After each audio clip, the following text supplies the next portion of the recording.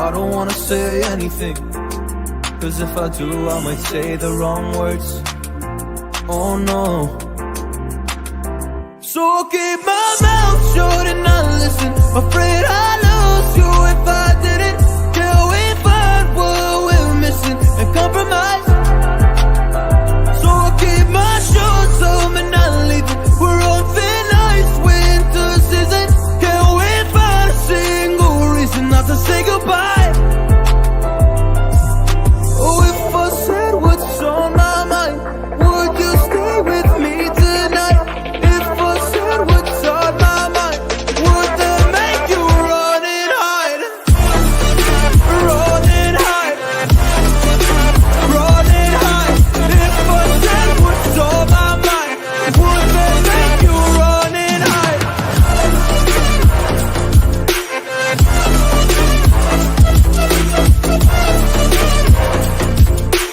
Would that make you run and hide? Run and hide. Run and hide. Oh, would that make you run and hide? Don't know what to do anymore. I'm out of options, nothing's working. I'm out of service. Come help me now, I'm fucking nervous. I'm trying but can't scratch the surface. So I'll keep my mouth shut and not listen. Afraid I'd lose you if I didn't. Till we find what we're missing and compromise. So I'll keep my shoes on and not leaving. We're on thin ice, winter season. Can we find a single reason not to say goodbye?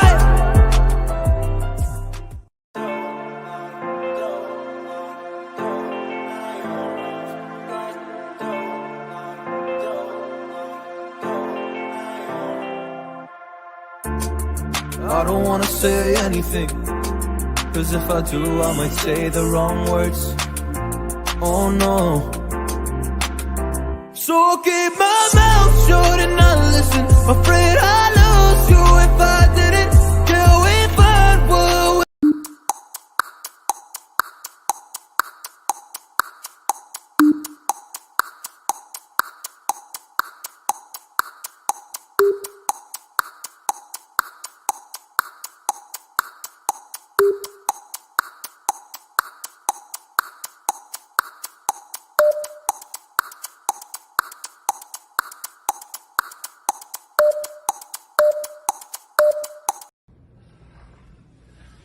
This is the Revolting Blob, and you're watching Cold TV. Ah!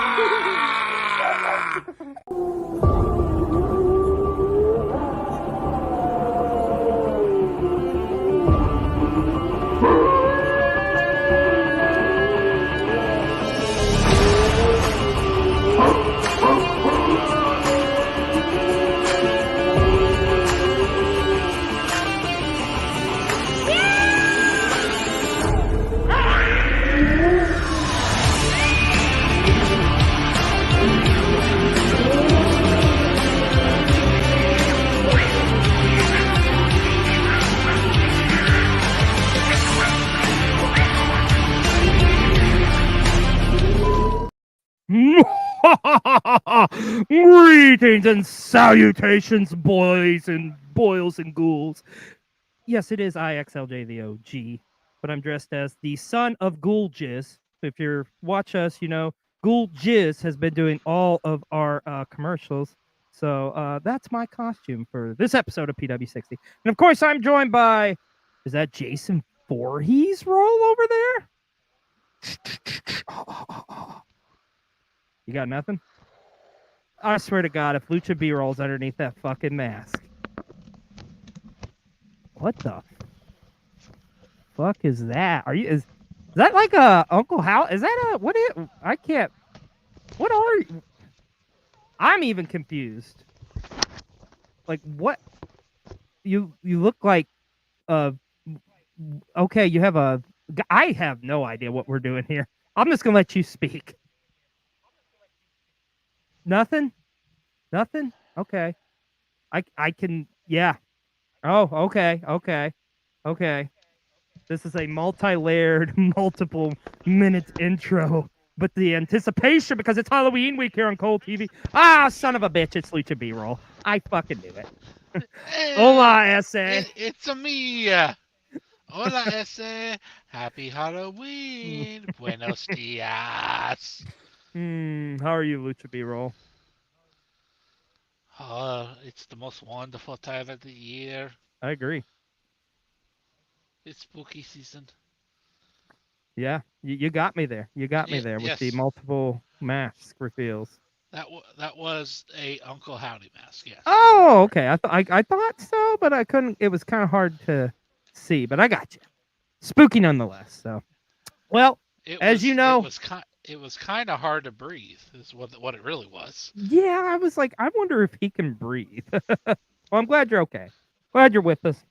We're glad you're with us here tonight Okay. as Halloween week has officially begun here on Cole TV, and we are kicking it off with this very special, supersized, spooktacular version of PW60. Oh my God, it was B-roll all along. The identity of Lucha B-roll has finally been revealed. Breaking kayfabe, brother. They're never going to let you back into Mexico to wrestle again, but I understand. Breathing is hard. It's true. But we got an action-packed Breathing is real. episode. We got a lot to talk about. So that being said, Mr. B-roll, I'll let you hit us with that beautiful line we always do here on PW60. Yes, you are joining us for a supersized episode of PW60. Maybe we should call it PW90 for this time. But we are going to attempt the impossible. We're going to try to talk about everything that happened in the world of pro wrestling. And keep it spooky. I say the clock starts now. Let's go. Of course, our top story this week is, yes, we had a doubleheader this past weekend as NXT and TNA had huge, massive events. We had Halloween Havoc and Bound for Glory. And I got to tell you, man, it's always an awesome wrestling weekend when you got not one, but two back-to-back big pay-per-view events, because I'm not saying PLEs, damn it. Overall, what did you think of the weekend before we do too much of a deep dive? So it was a good weekend. Both shows did deliver. I don't know that my socks were knocked off, but that's okay. Oh, okay. It was a good weekend, full of wrestling. Yeah, it was still solid shows. Like I think it's like a tale of two like cities as far as like the Halloween Havoc card, in my opinion. Which matter of fact, hey, let's get right into it because I mean this is the Halloween episode, so let's talk about Halloween Havoc. Your main event, Ethan Page challenging Trick Williams in a Devil's Playground match for the NXT Championship. Not a bad match, a solid match, a decent match, predictable outcome. But overall, it was decent. But this is the thing. My opinion is I kind of hope we're done with this because I think we've done what we could do with Ethan Page and Trick Williams for now. It looks like maybe we're getting Ridge Holland to step up next against Trick. You know, it's time for me to just come out and say this. I've been trying not to be super critical, but I'm going to probably get some hate for this, but I got to be honest with you, B-roll. You've told me this. I'm not a big Trick Williams fan. I mean, he's a talented athlete, but I don't know. Like, it's just, to me, it almost seems like it's the song and you know, and that's it. You know, I do like, you know, some of the vignettes and the raps and whatnot that he does, but I just, in the ring, he's fine and all. Like the trick shot, we've seen it before. It's a variation of the high knee. It just doesn't knock my socks off. What Trick Williams needs is a monster heel. And Ethan Page was a phenomenal heel, but Trick needs to be fed monster heels. Looks like Ridge Holland's up next. I don't know how well that's going to work. I mean, it'll be fine and all. I mean, Ridge has definitely got some heat, that's for sure. But I don't know. I just for this being the main event of Halloween Havoc, I just thought it was okay. Like, what were your thoughts on the main event? I mean, I think you would echo my echo my sentiments.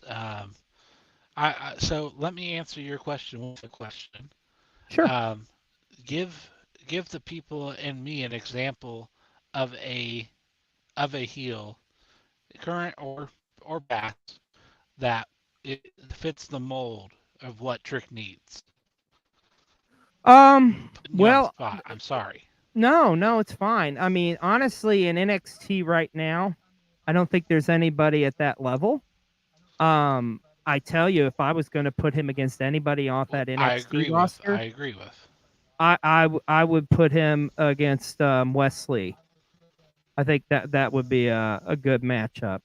But as far as what he needs, B-roll, honestly, is someone the caliber of like what Kevin Owens was in NXT years ago.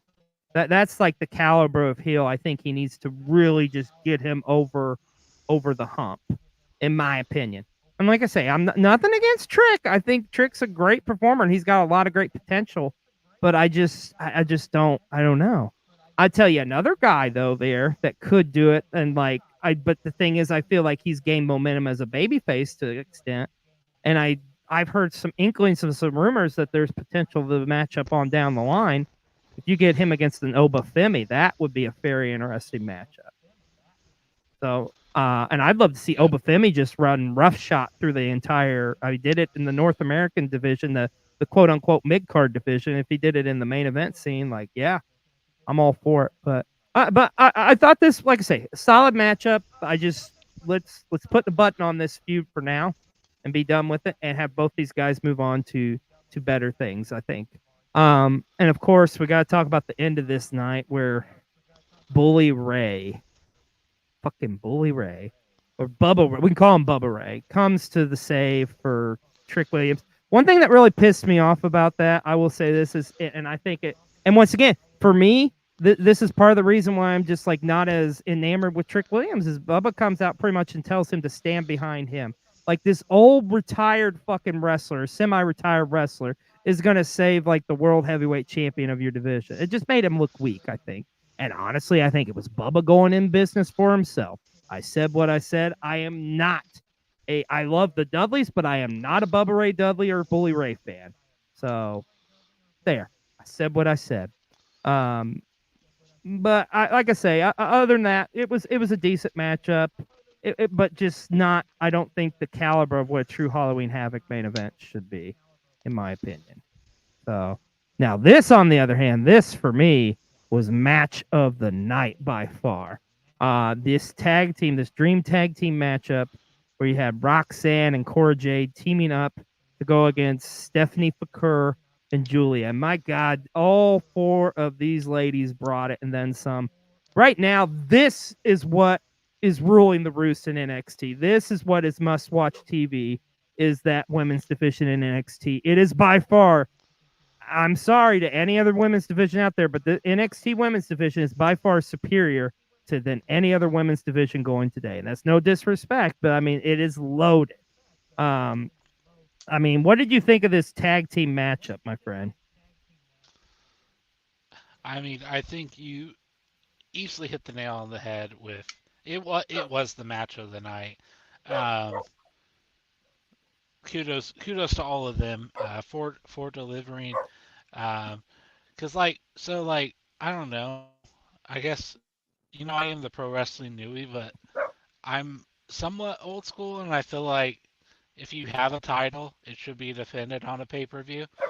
But what could have been like a throwaway match for like Roxanne, I mean, this was really, really good, and it progresses the story, Oh and yeah. like you said, it is the most loaded division, and Yeah. we will die on that hill. Yeah, and I tell you what, as great as these competitors was, we got to talk about the other newcomer as well, who we now know is and I'm sorry, I think I'm gonna mispronounce the name. We're calling her Saraya, right? Or Saraya? Saraya. It's Saraya, I think. Akira. Or Akira? No, I think it's Saraya. Yeah, you can fact Delta. check this on that.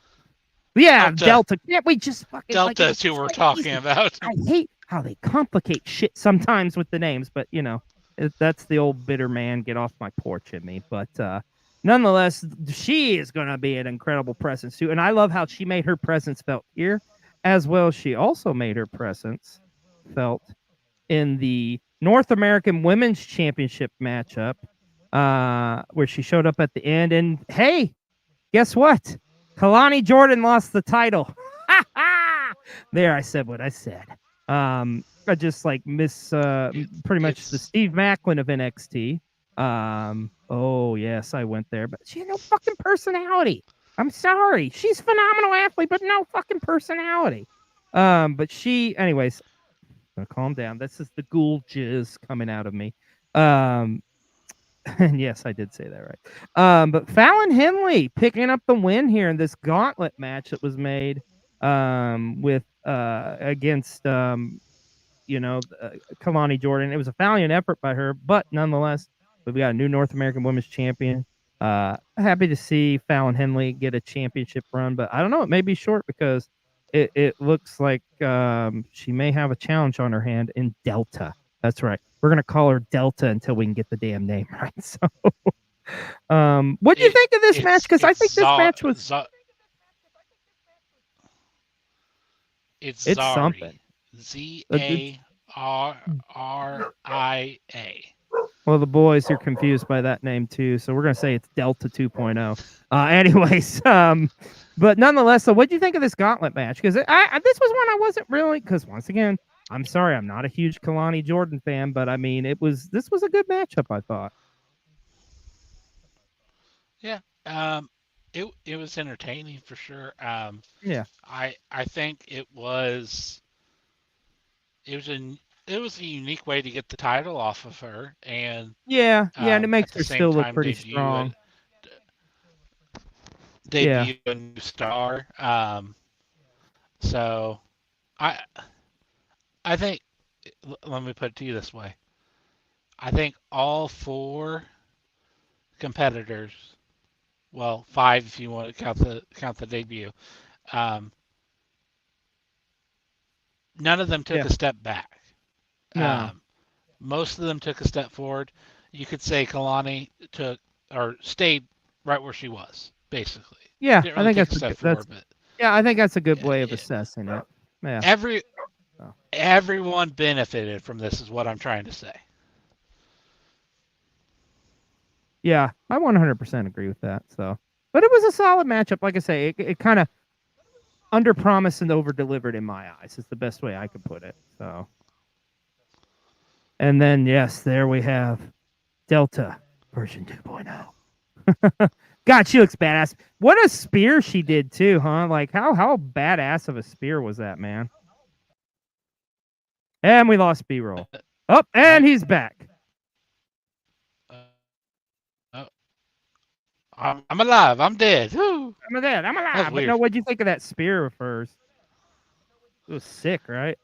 No, it was absolutely legit. I'm gonna share with the class what I told you earlier today.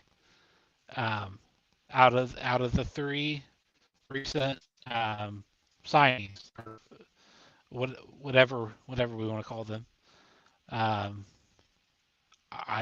think she's going to be the best one. I do too. 110% agree, my friend. 110% agree.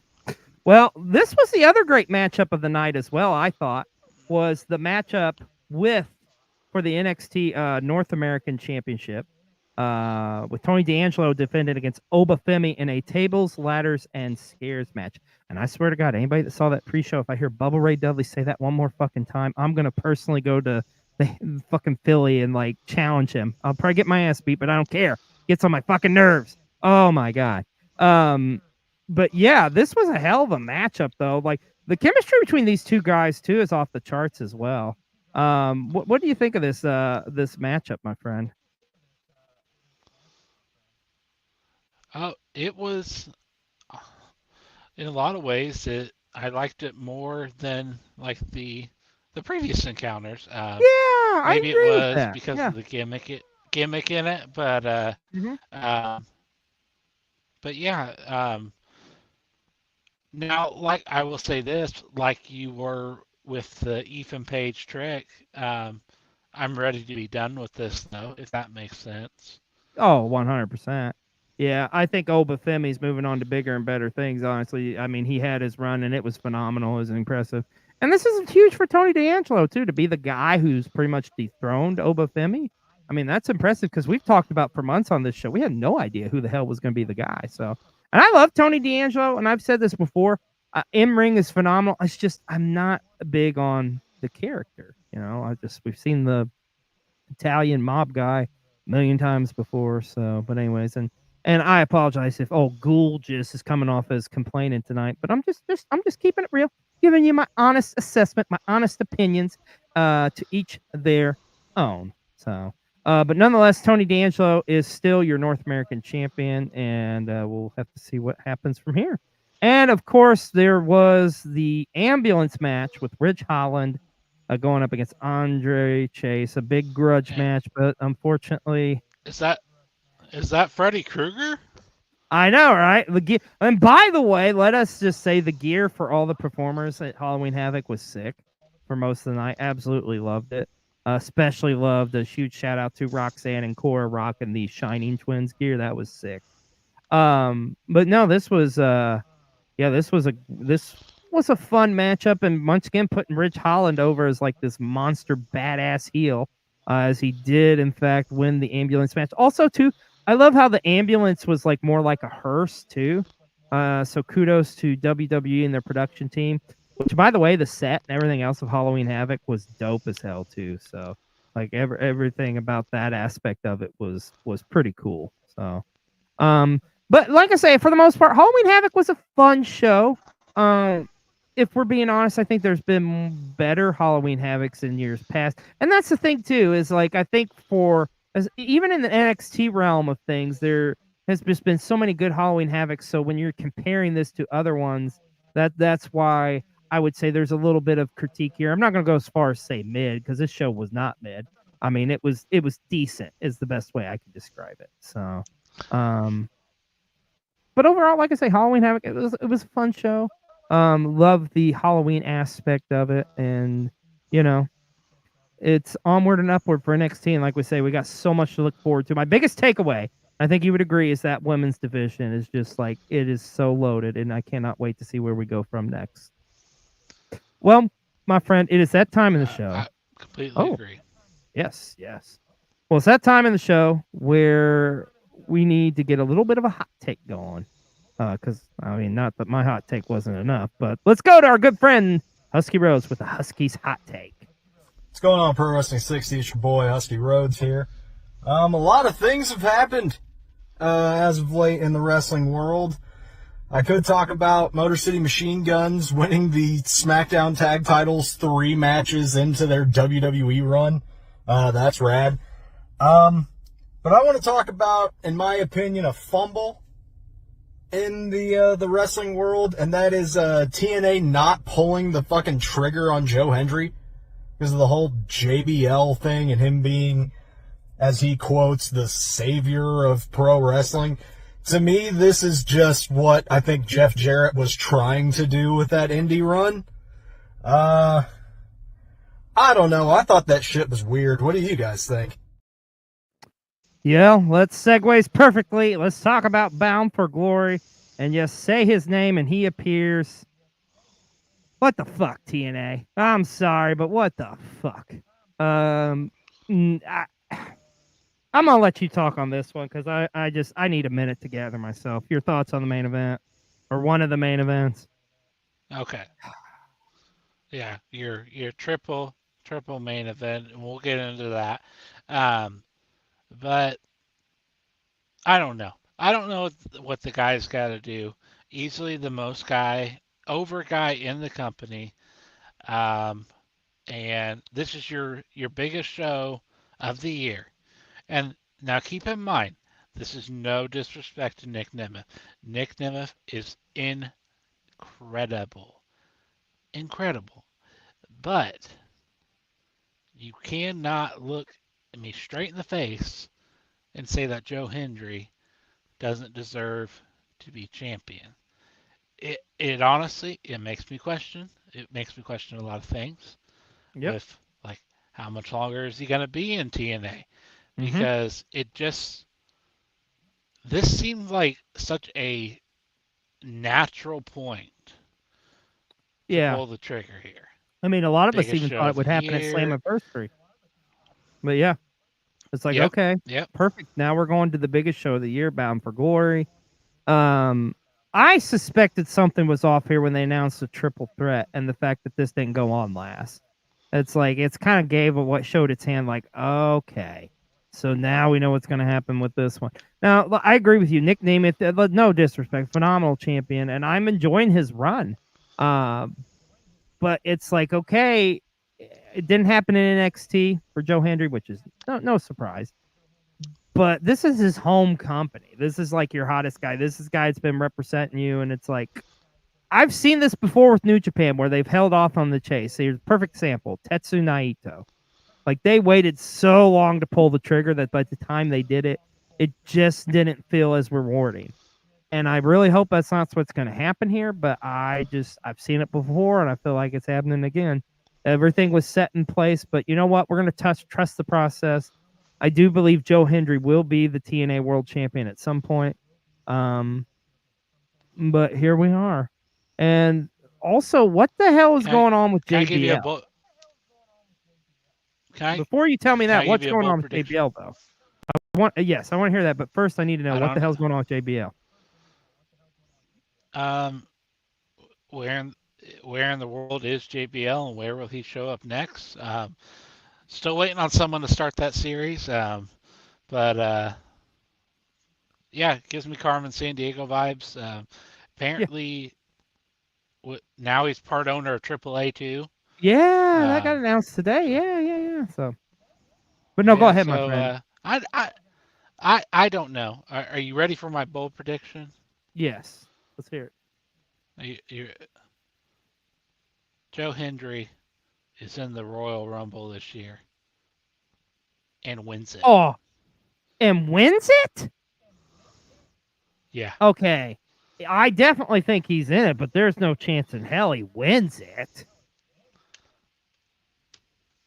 If he wins it, that like, holy shit, that would be fucking nuts. Um, I'd love it, but I don't think that's happened. But I think he will be in the matchup. But as you mentioned, we had a triple main event at Bound for Glory, and one of those matches was actually the match that closed out the show. It was Full Metal Mayhem for the tag team titles, as you had the System defending against ABC and the Hardys, and as you can see here, the Hardys once again have successfully won a tag team title in TNA. Kudos and congratulations to them. I think it's kind of this was setting it up as like, okay, guys, this is literally going to be our last run. And I'll be the first to admit, I'm not a massive Hardy Boys fan, but I still thought this was pretty cool. One thing I respected too on this matchup was the homages to the Hardys' past and opponents. Like, and I love the setup too with all of Jeff's artwork on the ladders and then the ring and stuff. That was really cool to see. But that recreated moment with the spear, like holy shit, that they did with that Brian Myers did as a tribute to Edge, spearing Chris Bay in midair. My God, that was yeah, yes. Um, Great matchup. This was a solid way to close the show. In all honesty, and like I can see why they chose this, and it makes sense now that we know how things went down. But yeah, man, this Full Metal Mayhem was a fun match. Is the best way I can describe it. A fun match of a car wreck, but they always are. But it was a fun, solid match. What do you think of Full Metal Mayhem at Bound for Glory? It was a good match. I quickly got over that I was ticked off about the the Nemeth and Hendry. Um, Yeah, so yeah, Maccas, I felt like it should go on last, and I don't yeah. know. I was thinking, spoiled wrestling fan of me was thinking in my head like, okay, there's got to be some reason why they're not putting that on last. And I don't know. 100%. I don't Yeah. know. I was thinking a surprise or something, or I don't know, Yeah. but like I mean the Hardys. I mean it feels kind of like what they tried to do um, in AEW before that Double or Nothing, where they were supposed to be in the ladder match. Like I think Oh they were yeah. gonna win titles there. Um, but it love them or hate them, it is nice to see like okay, one last run of the Hardys Yeah, one more exactly. time. You get, whether you love them, hate them, you got to give them the respect where respect is due. So, but it was cool to see them. And it's gonna be interesting to see what this last run is gonna consist of them. But they weren't the only ones to win new championships at Bound for Glory. This was huge. Jordan Grace, the Juggernaut, has finally been dethroned for that Knockouts World Championship. And of course, if it was going to be anybody, it had to be the Russian Dynamo herself. Masha Slamovich is your new Knockouts champion. And in my opinion, outside of the opener, this was probably the best match of the night from bell to bell. We had a theory, a feeling going into it that, you know what, Jordan's been a great champion, but if anybody's going to be able to take the belt off of her, it's going to be Masha. And sure enough, she did. Like, how huge of a win is this for Masha Slamovich, too, by the way? Uh, I mean it's so huge to be the one that dethrones the Juggernaut. Like Mm-hmm. it is huge, and like okay, everything with this match just went right. The crowd Yeah. was super into it. Mm-hmm. They were on her side. Like I mean because like lines were blurred here. You didn't really have a babyface heel here, right? Like No, you I didn't. mean, You really didn't. it I mean it was which I mean you know what a fan. Well, I think we both are of Masha, Masha, yeah. um, and yeah, this is so deserving. Yeah, 100%. That's the best way to put it, is so deserving. And congratulations to Masha. I'm excited to see where she goes with this Knockouts title. And I think a lot of people have alluded to it. IWC is going to be eating it up, but I would say probably in a couple months, I'm going to think old Jordan Grace is going to be making her debut probably on the Black and Gold brand, maybe even on the main roster in WWE. Who knows? But like her career is just going to skyrocket from here. Both of them really are. So this was like a win-win for everybody. So, but absolutely loved and adored this matchup. Um, Speaking of loving matchups, let's talk about that opener. Speedball Mike Bailey defending the X Division Championship against El Hijo del Faikino. This was everything we thought it could be and more. Holy shit, was this a great opening matchup. Like Speedball's just on a next level. And Faikino, we know how great he is. Like this was just like, oh my god, a wrestling fan's dream. Like I know you were salivating at the bit thinking of this matchup. Did it live up to the hype in your opinion? Yeah, I mean, I would say it definitely did. Um, these are two guys that it's like they just they do this stuff that I have no clue Yeah. how they do it and like how they continuously do it like at a high level. So yeah, it's it is so good just to see Vikino back in the ring too. Let me Yeah, just right. say that. Um, but yeah, this was awesome. It definitely delivered. Yep. Definitely delivered for me. And of course, it's our match of the week here on PW60. This spot was sick, where he jumps off the freaking corner of the post and does the Canadian Destroyer on the side of the ring. Like, holy shit, man! Like this was just Like nuts. and if I could get a cheap plug in here, believe it or Hmm. not, kids, we've seen him do a crazier spot at a Warrior Wrestling show, which Oh that my vlog is god, available now here on Cole TV. that's right. You know we gotta get a plug in, but that spot lives rent free in my skull here. Yes, yes, yes. I need to moisturize after this. But nonetheless, like I say, this Yeah. was an incredible matchup. But also, let's talk about some of the other matches at Bound for Glory. We had the Monsters Ball matchup with PCO putting that digital media championship on the line against one Matt Cardona. And you know what I found interesting? Correct me if I'm wrong here, but I think outside of GCW of a major brand, I don't think anybody else has ever utilized doors in a match that I can think of. Like, that's a GCW thing, but it was like, oh, that's interesting. So we're doing doors in here. Okay. We did the door bridge. Now, correct me if I'm wrong, because I couldn't quite make out what the crowd was chanting, but I felt like they were chanting GC Dub. Yeah, they were during points, which was great to hear. But this was another car wreck of a matchup. PCO, this man is ageless. He defines all limits. Retains that digital media championship, and I mean, my God, this man's gonna wrestle until he's like 90. Like nothing is gonna stop Frankenstein's monster. Remember, like a year ago when we thought he was gonna retire because his contract was up. Remember that? Yeah, like Ric Flair once said, "I'll never retire." That's PCO pretty much for you, man. But this guy is ageless. He's timeless, and he is still your digital media champion in TNA. Speaking of champions, we also saw Spitfire retain their Knockouts Tag Team Championship as they defeated the team of Rosemary and Wendy Chu from NXT. And it does look like that partnership has dissolved as Rosemary kind of laid out Wendy Chu at the end of this matchup. But I love Spitfire, man. They just got the belts. I don't want to see them drop them belts anytime soon. I think this was a solid, fun matchup, and I can't wait to see what happens next with Spitfire, because I'm telling you, they're a tremendous team, and I don't see anybody beating them anytime soon, honestly. At least anybody that works that's in the TNA Knockouts division now. You could say they are on fire. I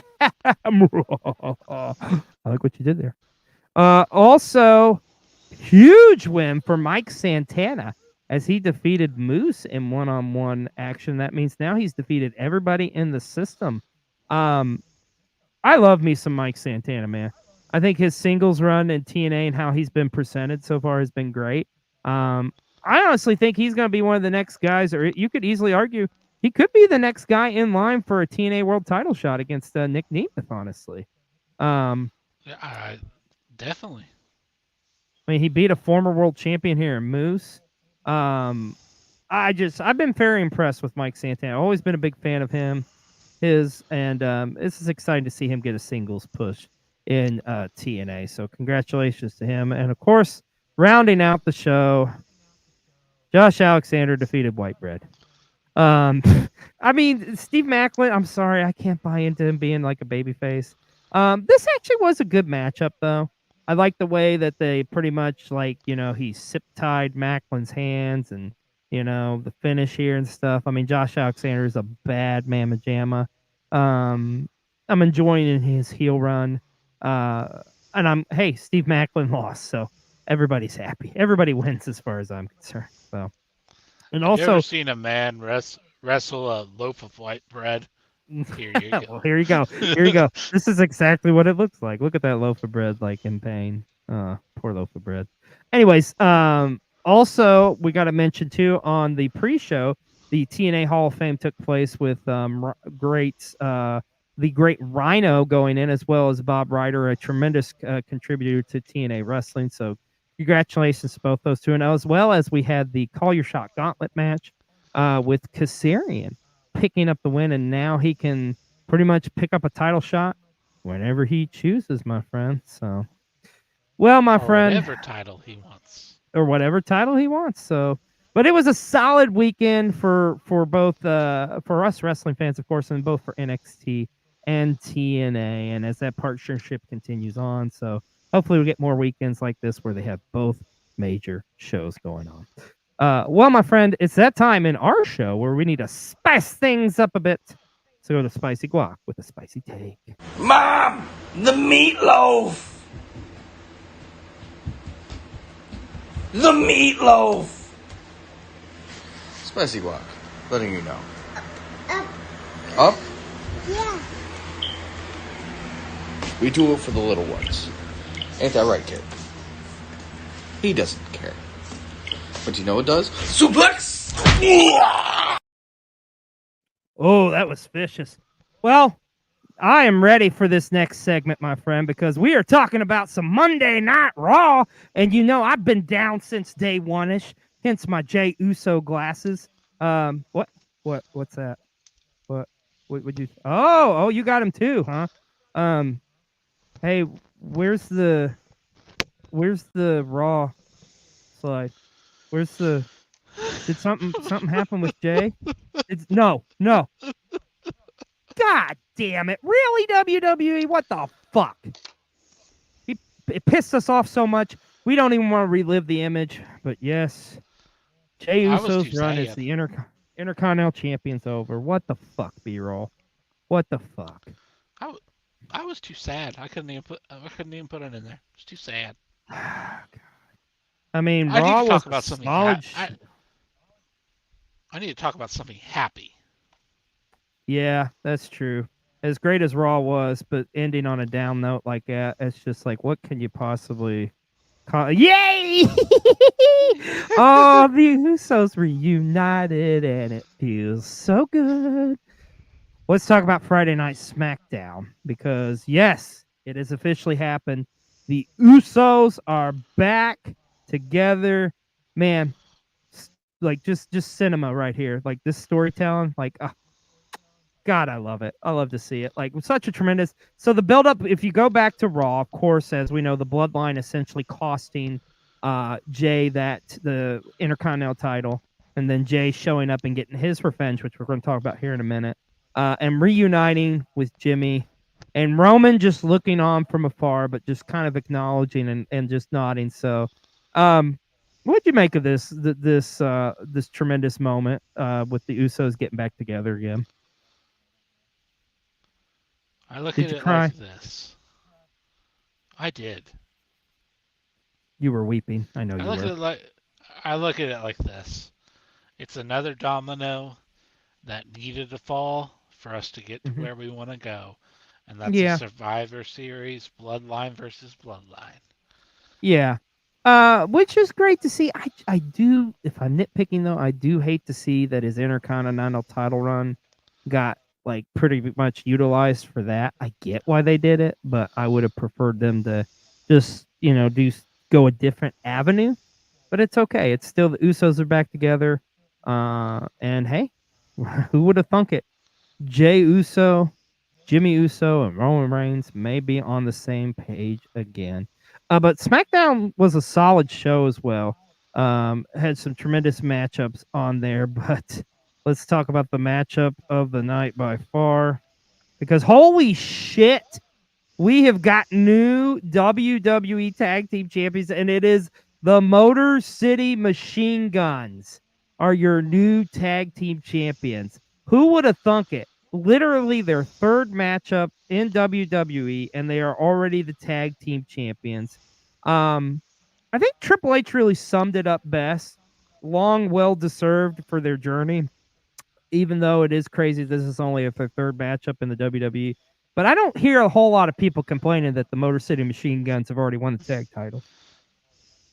And you're a Nope. tag team guy, and 'Cause I it, know you love yeah. MCMG. What'd you think of this tremendous win? Well, I'm gonna say this. You know why a lot of people aren't complaining about it? Because they would sound stupid if they complained about it.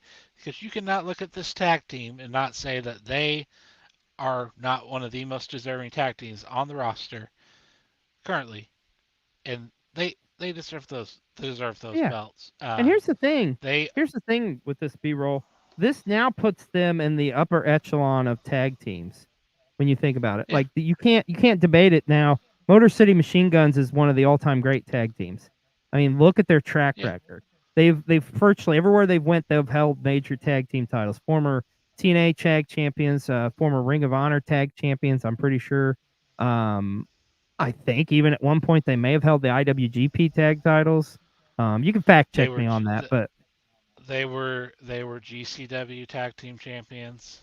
yeah, like anywhere they went, like they've touched the gold, and now they're WWE tag team champions. Like nobody else can like say that in this modern era of what the Motor City Machine Guns have accomplished. So kudos to them. And of course, we had to make them our wrestlers of the week this week here on PW60. Now, it ain't just us that's got something to say about this. Oh, no, no, no.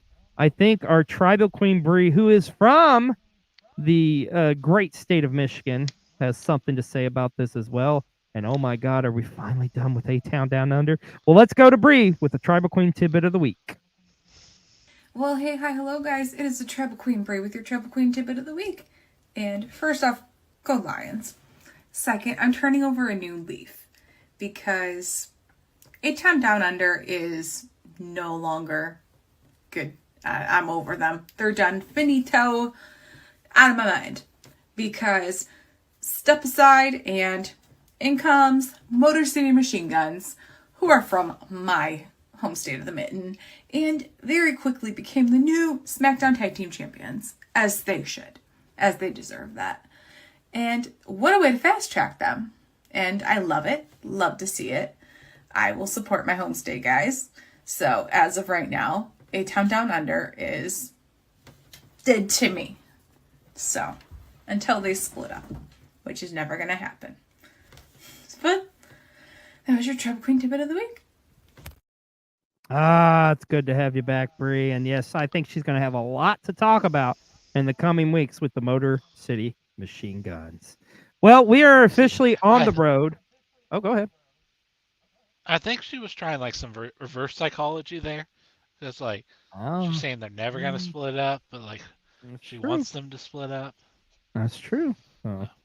Well, we are on the road to Crown Jewel. As Crown Jewel is this Saturday from Saudi Arabia, and let's break her down. We've got your champion versus champion matchups. Of course, for the men, it is going to be Cody Rhodes and Gunther in a highly anticipated matchup.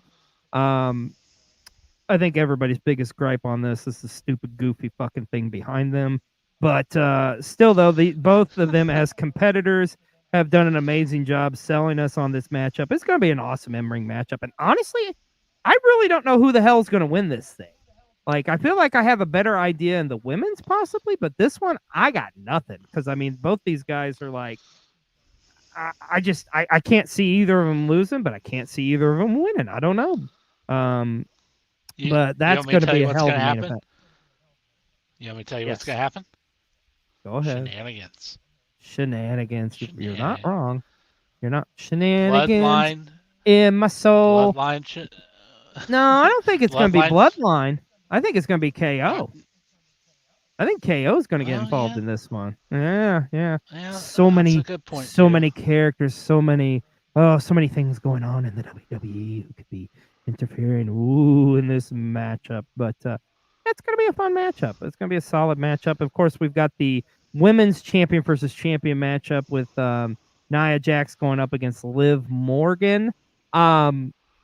This is going to be a good one too, but I honestly, if you're getting my opinion on, if you put me on the spot, I think Nia's probably going to walk out, but who knows? I mean, but this should be, they've done a good job with what they've been dealt with as far as this one, but I think the problem is going into this one is it's just like people are wanting the Rhea Ripley, Liv Morgan story to finally finish, and I think that kind of takes away a little bit from this matchup, if I'm being honest, but still, nonetheless, is champion versus champion encounter should be a fun one. And the rest of Crown Jewel, oh boy. Solid lineup. Finally going to get that matchup with Seth Rollins and Bronson Reed, which is going to be badass. Also, Kevin Owens and Randy Orton are going to meet. Triple H gave in to Randy's request this past week on SmackDown, so we're going to get that matchup. LA Knight kind of booked himself into a little corner here as he's going to defend his U.S. title in a triple threat against Andrade and Carmelo Hayes. And I want to say this, I've really enjoyed what they've been doing in the women's tag team division as we had this back and forth across all brands, and we're going to get this massive fatal four-way matchup for the women's tag team titles at Crown Jewel. Crown Jewel's looking like a pretty damn good show. I'm not the biggest, Saudi Arabia show fan, as you know, but like this, I'll probably tune in, especially the fact that it's on at 1 in the afternoon on a Saturday, which I absolutely love. But are you We excited do for like Crown that. Jewel? Yeah, are you excited for Crown Jewel? Uh, okay, so if you take out Kind of. the stupid belts and that stuff, yes, I'm Yeah. excited for it. Yeah, that's the If you were best way to put it. if you just called this Clash of Champions and took out Hmm. the stupid belts, Hmm. everyone would be happy about it. I I think so. promise you. I think you're right there. Well, let's talk about what's crazy. I think we're already halfway through the show. We haven't even talked about AEW. So let's talk about AEW and let's take a look back at Dynamite from this past week.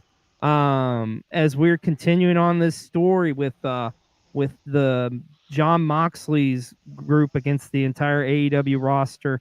Uh I think the thing is we got to be patient with this because I know like a lot of people kind of biggest gripe at the beginning is like, okay, I'm happy they're using the AEW originals, but also at the same time I wish they would have been built up more before they go against this big threat. But it's interesting to see because I do feel like you have a Daniel Garcia, you do have a Private Party who's really stepped up their game, and the look right here with Orange Cassidy, what they're doing with his character development and stuff is very interesting. And I think we know what Orange Cassidy's capable of. I feel like we're going towards a John Moxley Orange Cassidy matchup, perhaps at Full Gear. I mean, we personally got to see this main event all out a couple years ago, and holy crap, what a matchup that was! I can only imagine how this rematch would be. And also, we got to see Camille. It was in action. She picked up a win as she's going into this matchup with Chris Statlander coming up this week on Dynamite. But we got to talk about this bullshit. The Do new we? Ave is it happened. Here. Chris Jericho is once again the Ring of Honor World Champion. I get it. Jericho's the GOAT, but I love Mark Briscoe. I don't like this B-roll. I don't like this. I don't like this damn bit. He didn't need it. This is just for a catch line. Like, I don't know. What'd you think of the ladder war? It was an okay, decent matchup, but I did not like the outcome. Um. Yeah. If you're gonna do it, like, why don't you just have him win it the first time? I guess. Like, I don't know. It's probably gonna sell some T-shirts. There's that, and You're not wrong. what's the thing is, and I've said before, like you said, Jericho's the GOAT, but the more I feel like the more crap he does like this, it's getting harder for me to say. Very, very paper thin. It's very paper thin. And it's like it's not that I don't think he's deserving, but I'm just tired of seeing it. If I could quote Batista, give me what I want. And this is not what I want. That's not what I want. No, no, no, no. Also, too, I want to say, kick off the show with Shelton Benjamin and Sammy Guevara. Shelton's the two matches he's done in AEW so far has made him look like $1 million. I think honestly, it's been great to see. I love me some Shelton Benjamin. It's just like ain't no stopping him now that he's in AEW. At least I hope. He is a freak. He is a dude. He is a freakish athlete. Always has been.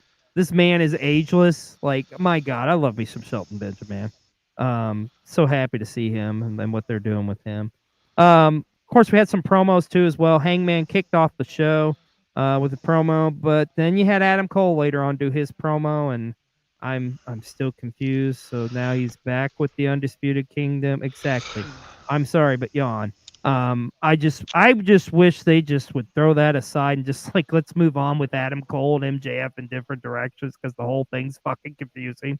But I digress. But let's talk about Rampage from this past week. Continuing on kind of the story with the going on in AEW. First and foremost, how awesome was it to see Beef on Rampage going up against Mortos? Oh, I love that matchup, and I love me some Beef. Shout out to Beef. It's always good when Beef is on your TV. Yeah, can't get enough of Beef, baby. Always a good thing. But what about the main event? I know that you had to love this Ricochet going up against Nick Wayne. Yeah. Honestly, what's the word I'm looking for? It was out of this world. Ah, I see what you did there, and I like it. It was. It was indeed, my friend. Rampage was a solid show, and let's talk about Collision from this past Saturday night. Um, which I mean, it had competition. It was going up against freaking Bound for Glory, so I mean, not a ton of eyes on Collision, but continuing to develop this relationship though with the Outrunners and FTR, which is I didn't know I needed in my life, but I'm kind of enjoying it. But I do think at some point FTR is going to turn on them. Also, did you dig Ricochet against Leo Rush? Because I feel like that's a match that kind of is in your wheelhouse. Yeah. I think I probably liked out of the two. I liked Nick Wayne and Ricochet a little more. I think it was Um, better. I do. I agree. yeah. Let me ask you this: what do you think of the progression and utilization of Anna Jay since she's been back from Japan? Or do It's you been care? okay. I mean, that you just hit it. Um, it's not been bad, but it's like I feel like I know what the end game is, so that's why it's kind of hard for me to get behind. Because if she's feuding Yeah, with Mariah May, she's not going to be the one to take that title off of her.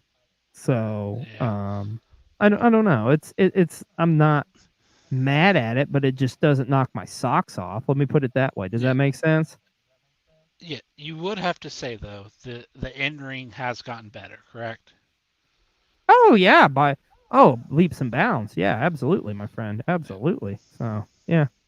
Yeah, it has been improved drastically, if I do say so. But nonetheless, like Collision, AEW, like I say, we're on this road to see where we're going with the AEW against this just John Moxley group, and it's gonna be chaotic this week too. We've got the special B-roll. What are we dubbing it? It's the Trick or Treat Dynamite or something like that, or Uh, Fright Night. Fright I Night. believe Fright Night. Right, Whoa, right. whoa. This Wednesday on Dynamite, so that'd be interesting to see. Um, but like I say, we're still on Shelton this road. Benjamin Let's let them cook. Yeah, Shelton Benjamin against Swerve. Oh my God, that's all I need to know, and I'm there. And I and know then there's other Bobby matches Bobby for the card. Lashley shows up, and yeah, it's gonna be a good Yeah. time.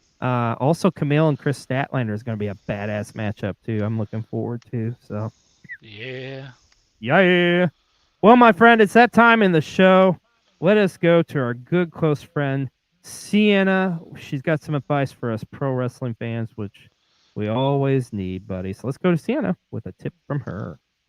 I just don't get why wrestling fans already had to make an assumption into like if someone that is like a wrestler or a broadcaster, a referee, or anybody that decided to depart from the company, they quickly assume it's because of like, oh, they're gonna join into a different company that they're gonna be happy, or even a significant others or a family member join a different company after leaving this same company. It is so mind boggling and such a headache that they don't even let them get a chance to wish them best of luck, how much they're going to miss them, and how much they made an impact through their career as well too. And honestly to say is that this is really sad. Like wrestling fans doesn't even have the patience to even know like the real reason why this person has to leave the company. Face it, this is just like a regular job too. Like if someone is like unhappy with their job, they can definitely do go elsewhere too and pursue something that they really enjoy about or anything like that. But when it comes to the wrestling fans, I mean, it just gets out of hand. And I just wish that they just needed to be very, very patient and play by ear to like a very reliable source, not like any other reports from like, oh, a person that works in a company or like a friend of the person that works with the company, like a third party people. Like seriously though, like y'all need to just chill and just be happy for them and also just sending them much love. It's as simple as that because at the end of the day, life is too short to be like all impatient, because you never know if tomorrow is going to be a promise or not. Oh, facts. Could not say it better myself, my friend. Yes. Thank you so much, Santa, for that tip. And I think that's a perfect segue into this next segment because, yes, this shocked the wrestling world this week. Because Samantha Irvin officially has left the WWE. I think initially people instantly jumped to like, oh well, fuck, she's going to AEW to be with her man. But I don't think that's where she's going at all. Like matter of fact, I don't know if you've read this B-roll, but in an interview, or I believe it was actually on maybe Instagram or X or something, somebody had made a comment about it, and she honestly, one of the big reasons is she just wanted more opportunities. Like when she initially put her foot, like to get her foot in the door in the WWE, she wanted to get into being like a general manager of like Raw or SmackDown, or being a manager of a talent or something. So a lot of people also saying she's going to really focus on her music career, which I don't know if you ever heard her, but she's an amazing singer. Um, Whatever this young lady does, it's she's so damn talented. She's going to knock it out of the park. Personally, as a wrestling fan, I would love to see her still involved in the world of professional wrestling. I don't know where that would be. I don't know if AEW would be the right fit, TNA, anywhere, but anywhere she goes, man, she's gonna kill it because she's just an amazing, talented person. What do you think of Samantha? This announcement that she is leaving the WWE. It definitely was surprising, but Yeah. I mean, I can see it. Whether she was going to another company or not, Mm-hmm. like with just different travel schedules and everything than your significant other, like that's gonna play an impact on the decision. And Right. like we said, she's so talented. Like she doesn't really have to do, like she has other avenues, like other Yeah. career paths. If that makes Oh sense. yeah. No, absolutely. Which I'm glad you brought that up because it's got us thinking here at PW60. What in the world could be next on the horizon for Samantha? And we just so happen to turn to our good close friend, the best scout machine, who has his thoughts on where we could see Samantha land next in the world of wrestling or in the world of pop culture. Let's go to the best scout machine. P-Dub City, it is I, the notorious BGM. I want to talk about a tragedy that happened recently. By the way, notice the really sexy Halloween Havoc poster in the background? It's Halloween week! But something frightening did happen. Samantha Irvin left the WWE. She left the wrestling world. And in just 3 years, she literally became the greatest ring announcer on Earth. From how she announced Chelsea Green, to Roman Reigns, to all these different WWE superstars, she will forever be ingrained in our skull, and we wish her luck. And I respect her so much, I had to hold off on doing a funny bit of like, hey, what else is she going to do outside of wrestling? Well, I could say that she's going to become Hulk Hogan's new mustache comber. You know, he looks like he needs a lot of help with things nowadays. Poor thing. But I wasn't going to do any of that. We're going to show this woman more respect. Because we love Samantha Irvin. We all adore her. We all follow her on Instagram. Question. Does she take nothing but thirst trap photos? Or is she like the most insanely hottest woman on the planet? Ricochet, I have so much respect for you. Rumor has it, even though she's left this gaping hole inside of all of us that needs to be filled, that hole is going to be filled in WWE with, and you guessed it, a spirit of Halloween. Well, now that we're done talking about Samantha Irvin, I wonder, what the Goutiverse people are up to this Halloween. Well, I'm so happy you asked, bitch. It's me, Drag Gout, about to go out and give me some Snickers and some vanilla-flavored Tootsie Rolls to fill my mouth. Yeah, ain't no evil God around here. It's nothing but money, money and candy, baby. I hope everyone here has a happy Halloween. What am I supposed to be? Shit, I'm Megan the Stallion. Look at these $1 million knees. Key up. You can see my feet. I do my stretches. Stretching my body right now. Happy Halloween, P-Dub City. And a happy Halloween to you, Best Scout. Oh, it's great to hear out of the Gout universe too. And to all the Gouts out there, a happy Halloween.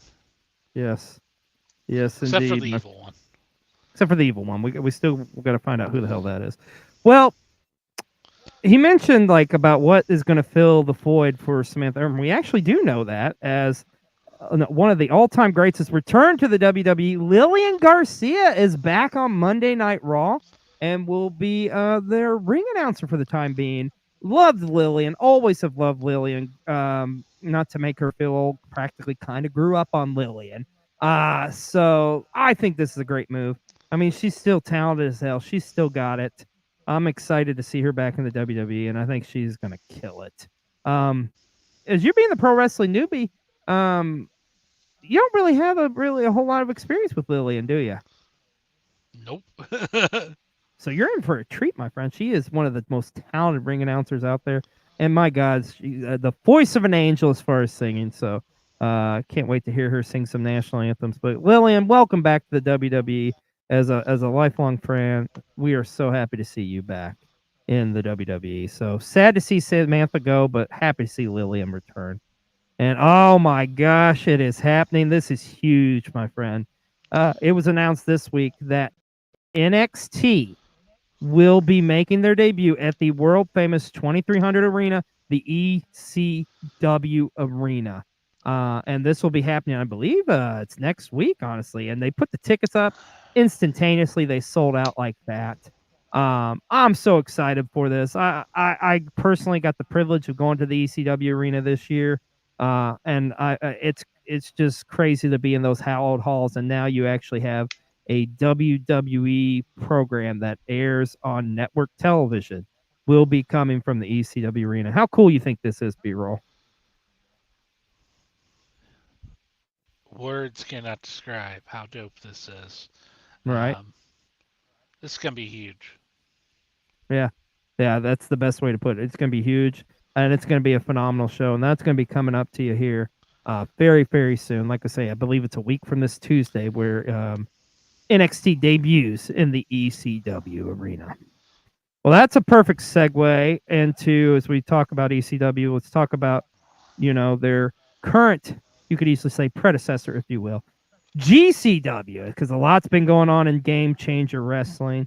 That being said, let's go to our resident expert for a GCW report. Let's go to the beautiful and lovely Carly with a GCW report.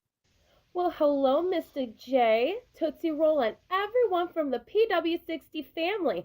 I'm Cakeface Harley, and I'm going to be the one giving you your GCW report today because I'm your GCW bestie. GCW has 2 shows coming up this week, as well as I have some pretty heavy news to drop on you. Now, unless you're living under a rock, you realize that this Thursday is Halloween.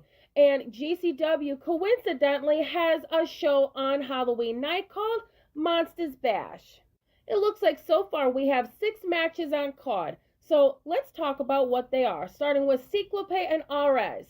I like RS because he has face paint and that reminds me of the Joker. We'll be seeing Brooke Havoc and Vipress go one-on-one, and let's see if this lover's quarrel with them and Dark Sheik will blossom even more. We're going to have the base god Gringo Loco take on Ray Horace, and I'm hoping that underneath that mask isn't the Batman. We'll be seeing Speedball Mike Bailey take on Super Crazy, and this one's definitely going to be a super match, I guarantee. We'll be seeing Effie take on Rob Shit, and all I'm asking for is not a shit show of a match. And last but definitely not least, we're going to see Masha Slamovich take on Zara Zakir. And I'm looking forward to this. Anytime Masha's in the ring, I'm going bananas. She kind of reminds me of my old girlfriend, Poison Ivy. Just This red-haired, fiery personality, gorgeous anyway. And then Saturday, November 2nd, GCW goes to Hawaii for the first time ever as Hawaii Mania takes place. Well, I don't know about you guys, but I definitely need a good lay. Where are you putting? Anyway, let's talk about the matches that we have on card so far and people that are expected to show up. We're going to see Effie take on Speakball Mike Bailey, and I don't think I've ever seen them in the ring together one-on-one. So this will definitely be a treat for everyone. Now, a match we have seen before is Gringo Logo and Arez, and this is going to be a high-flying, amazing bout. These guys are usually tag team partners, so you know it's going to be a great match. We'll be seeing Officer Colt Cabana take on the lovely Danhausen. Wow. I'm a little infatuated with this guy. Maybe it's the face paint. Maybe he just reminds me of the Joker too. He's a little small for my liking, but I can manage. Next, we'll be seeing the GCW Deathmatch General Manager. He's always ready. Matt Cardona take on Aliki Afi, and hopefully I'm pronouncing that right. We'll be seeing appearances from Sam Stackhouse, which I believe he actually has a match against the gorgeous Megan Bayne. We're also going to see Too Tough Tony and Violent J from the Insane Clown Posse. The debut of JCW's Matt Cross, but if you have ever seen Lucha Underground, that's Son of Havoc right there. As well as we're going to see Ratty Daddy Cole Radrick in a match as well. Now, as I mentioned at the beginning, I do have some heavy news for you guys. It took me a little bit to digest this and to actually be able to be comfortable saying this without crying because it's a lot. Soya Rec ended up putting out on her social medias that she indeed will be retiring. And yesterday was one of her last ever matches, October 27th in Austin, Texas. But her last match ever will actually be during the NGI 9 in GCW, November 16th. I'll move over so you guys can see for just a brief second what everything was said, and then we can move on. I apologize for ending this on such a bummer, but I want to say, Soya Rec, we all love you, and anything you want to put your mind to, you're going to be able to accomplish, and we all love and believe in you. Well, that's all I have for you guys today for GCW, and if you guys haven't already found an excuse why to like GCW, are you crazy? Because they're amazing. You need to watch them right now. Okay, thanks, bye. Back to you, Mr. J and Tootsie Roll.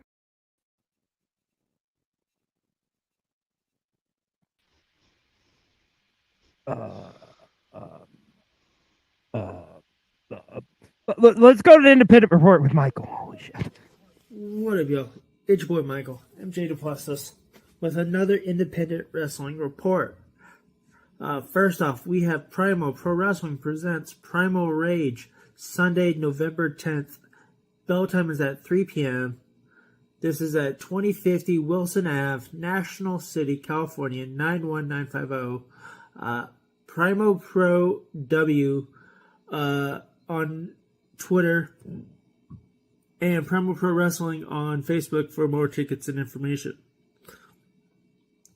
Secondly, we have Winnipeg Pro Wrestling presents Stooged at West End Cultural Center. Not much information, but WPWTIX.com for tickets.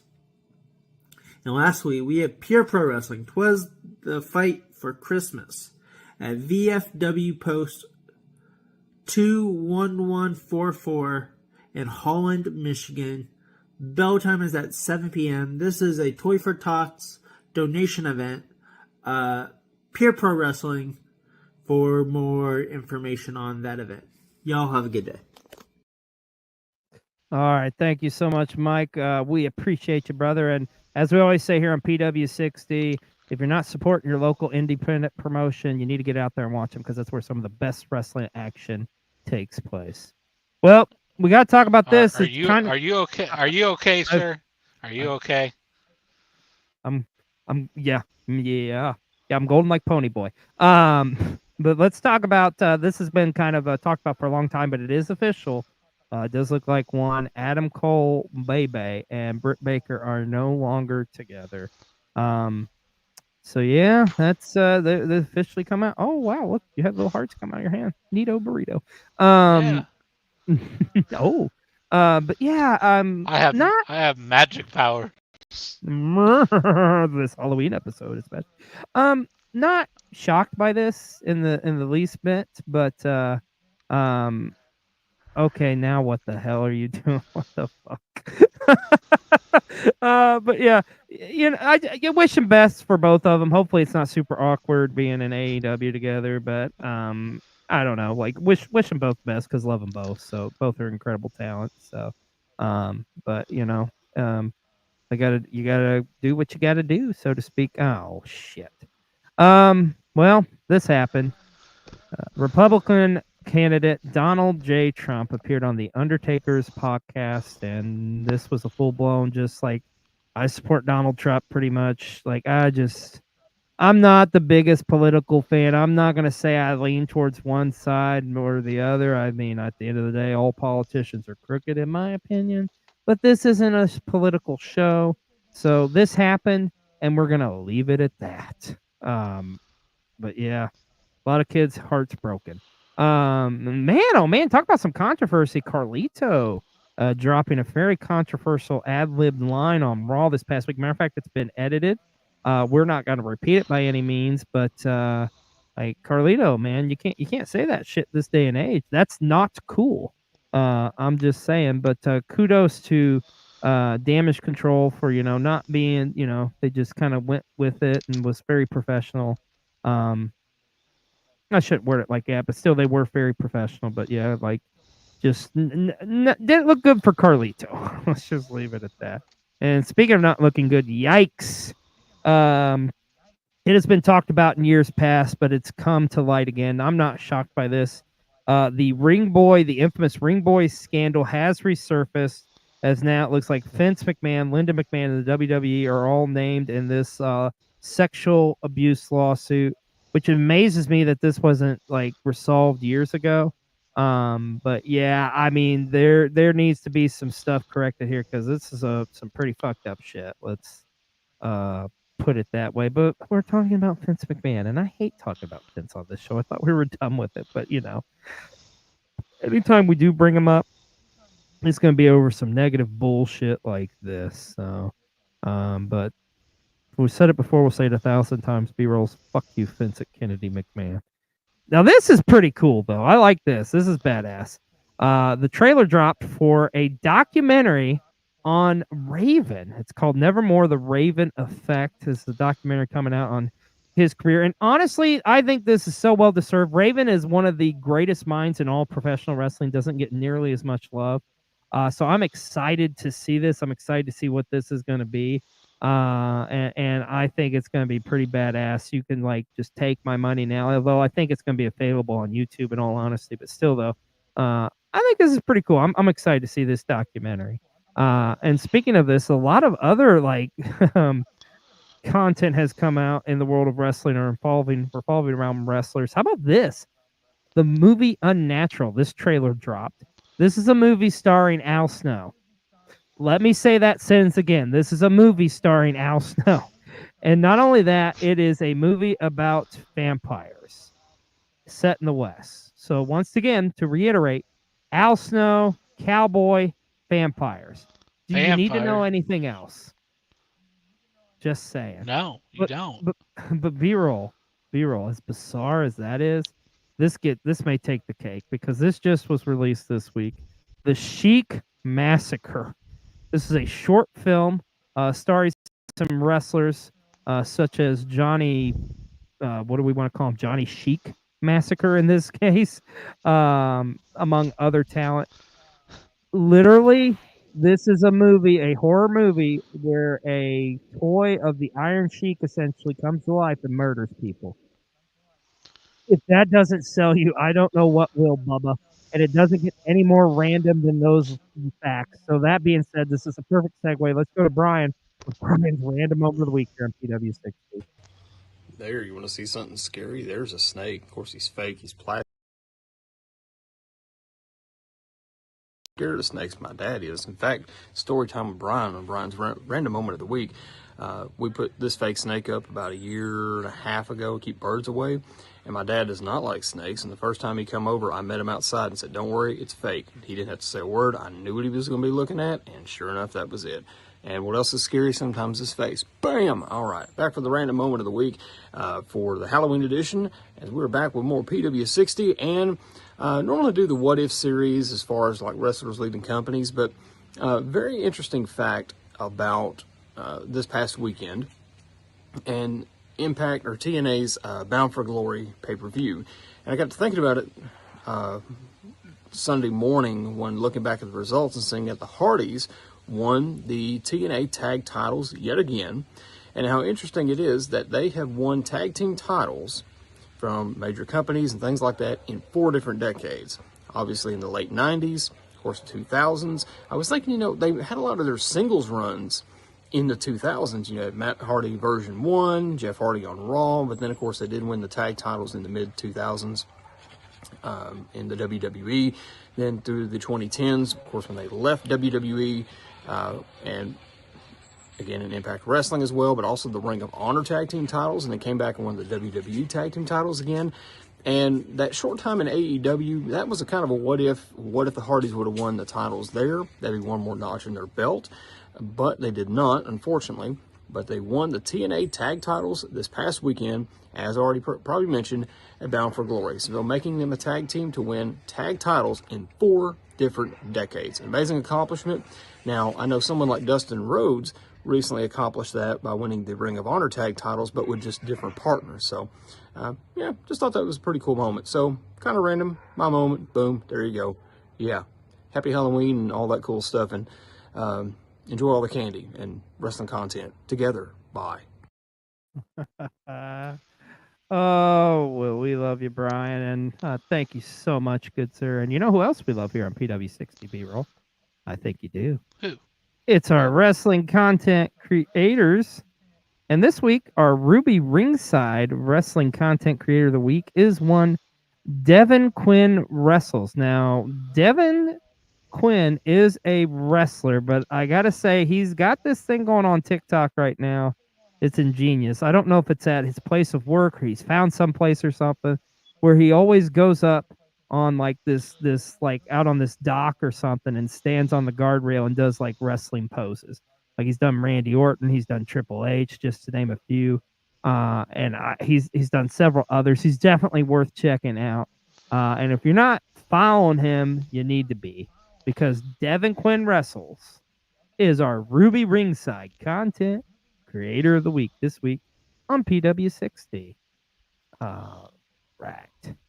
And let's talk about this. I want to be excited about this, but God, I'm still pissed at this. Okay, WrestleMania tickets have went on sale officially this past week, and I just want to say this. Fuck you, WWE. Fuck you, Ticketmaster. This is fucking stupid. You want me to take a fucking second mortgage on my house out on this shit to get fucking tickets? Are you fucking kidding me? So, absolutely, this is ridiculous. So, essentially, what they've done, because this is considered a big premium event, it is allowed Ticketmaster has jacked their prices up with their fees and whatnot. Because I can tell you this, B-roll, I was at WrestleMania 40, and where I was seated, we were trying to get those tickets kind of again. It's triple the price of what I paid last year. It's insane. I mean, I full intentions of being at WrestleMania this year, and I will be in Vegas. I will say that. I'm going to be in Vegas, but I don't think I'm going to be going to the Granddaddy Mall because I sure as shit don't feel like freaking spending my life savings on WrestleMania tickets. When you heard about this, what were your first thoughts on these ticket prices? My first thoughts, glad I decided that this wasn't the year I was going to try to go. Right. That was my initial that was my initial thoughts. But in some ways I'm not shocked because it is Vegas, but I don't know. Something's got to give. Honestly, I get I get frustrated with the ticket market as a whole because Yeah. I could literally go on a rant about how there's people out there who just buy tickets with the full intent of reselling them, and I hope like none of you son of a bitches are able to people that resell them. Matter of fact, people that are way smarter than me and I hope there's a lesson learned this year. It's not going to happen, but I hope the lesson learned here is when you do bullshit like this, it turns fans away, regardless of what attractions you got lined up. Because you know it's obviously going to be John Cena's last WrestleMania. Love you, John, but I'm sorry, I just cannot see spending freaking about $1,500 or $1,600 on nosebleed tickets. Are you kidding me? Come on now. I'll just watch it at home or at a bar or somewhere. But yeah, not shocked, but still saddened by the fact that these tickets are so high priced. I will say this. I'm gonna say this. I feel like by this point last year, like they were advertising that tickets were already sold out. Oh yeah, tickets are very much so available for WrestleMania. You just got to spend an arm and a leg. So. I mean that should be a telltale sign to them that hey, this isn't okay. Yeah, absolutely. But hopefully, we shall see. Maybe, hopefully, maybe they'll come down a little bit. You never know. Who knows? You never know. No. Well, here tonight we have kicked off what is one of our biggest weeks of the year here on Cold TV. It is Halloween week. It is officially underway with this spooktacular supersized episode of PW60. But folks, as the saying goes, we've only just begun. We've got so much more content coming to you all this week. New shows every day, all the way up until Friday. And we wanted to give you a little taste, a little sneak peek of what you expect all this week here on Halloween week, the rest of the week here on Cold TV. Now, here's a sneak peek of everything you can see this week on Cold TV as part of Halloween week. My mom had recorded a bunch of them and kind of saved them throughout time, but it was like a radio show of suspense stories. Ooh. Oh my God. For the life of me, of course I can't remember right now what it was, but it was just some crazy stories that literally it's like you're right in front of the radio. And again, kids, these are on little cassettes. Remember when I brought up VHSs earlier? Imagine if it was on Honey, I Shrunk the Kids, which you probably don't know what that is either, kids. But anyway, you go a little bit smaller. That's a cassette. Those go in radios and boom boxes. What's boombox, Cake Face Carly? We're not at just any wrestling show. Oh, no. We're at a deathmatch wrestling show. That's right. Oh, God, hook foot.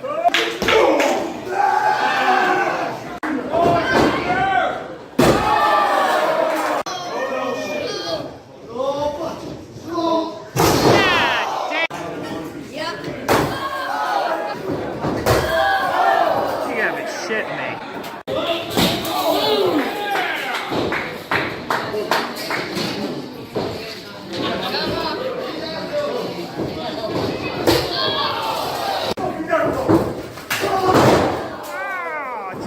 Jesus. On in to Unorthodox, home of oddities, curiosities, antiques, art, and so much more. Now, this is pretty badass. Check out all the old school glasses for tonics and stuff. And you'll notice they have a lot of cool stuff on here that's not even for displaying. What the is that a puffer? Wait a minute, is that an embalming machine? What the hell is going on? Okay. Yes, sir. Should I say arr? Yes, let's check out the shipwreck exhibit here at the Newport Aquarium. Because it doesn't get much spookier than, an underwater shipwreck. Am I right? I've returned my macabre sluts. Tonight, we spin the wheel and we make the deal. We are going to find out which one of these terrifying, horrific, just god-awful movies we are going to watch. You know what was always a fantasy of mine, if I can be honest here? I always wanted to jerk off on a spiral staircase. I don't know why. What the fuck? I just always thought that would be fun. Spiral staircase. All right. Okay. It's All Hallows Eve.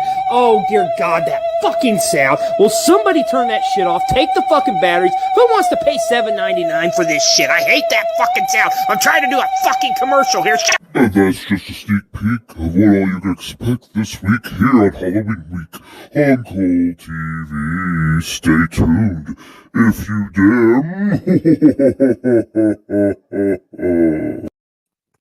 Well, there you go. That is just some stuff you can expect all this week here on Cold TV.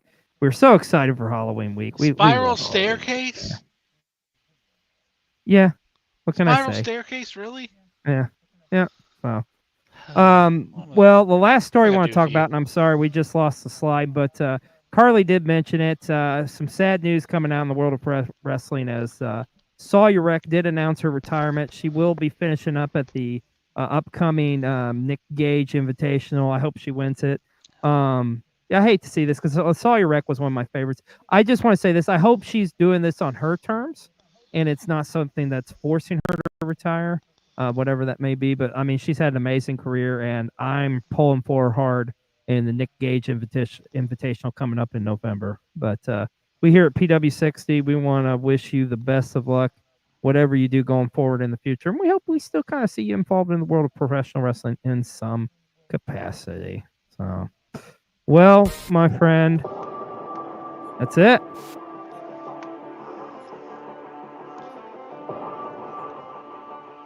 On this spooktacular episode of PW60. And don't forget, we're just getting underway, folks, as Halloween week continues all this week on Cold TV. We'll be right back at it tomorrow with a brand new episode, Cold Cast. We thank you so much for joining us here tonight, and hope you enjoy the rest of the amazing and spookishly fun content coming your way here this week on Cold TV as part of Halloween week. Everybody have an awesome week. Bye.